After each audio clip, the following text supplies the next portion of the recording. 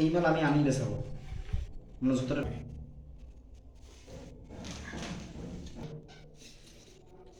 যে এটা টাকা নাকি ভালো করে আটাটা লাগাই নেবেন সুন্দরভাবে কনসেন্ট্রেট লগের সাথে লাগাই নেবেন।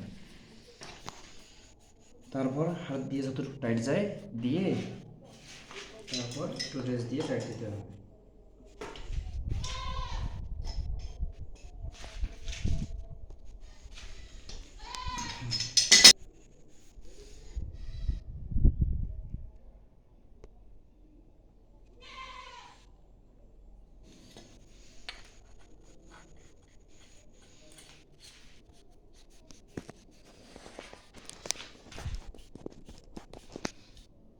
না ধরা লাগবে না।